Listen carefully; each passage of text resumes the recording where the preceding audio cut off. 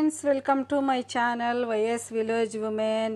ఈరోజు అయితే నేను టిఫిన్గా చూడండి మంచి ఒక రెసిపీ అయితే చేశాను. ఏంటంటే కిచిడి ఫ్రెండ్స్, పెసరపప్పు కిచిడి.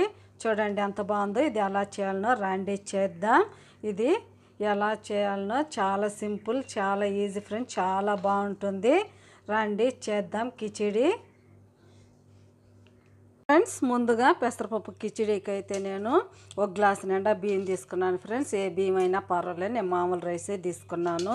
చూడండి, ఒక గ్లాస్ నిండా రైస్ కనుక తీసుకుంటే ఇదే కప్పుతో 3/4 కప్పు తీసుకోవాలి. 1 కప్పు అయినా తీసుకోవచ్చు. నేనైతే 3/4 కప్పు పెసరపప్పు తీసుకుంటున్నాను. చూడండి, ఈ రెండు ఇలా వేసుకొని కలిపేసుకోవాలి. ఇప్పుడు ఇందులో మనము నీళ్ళు పోసుకొని ఒక 2-3 సార్లు కడుక్కోవాలి.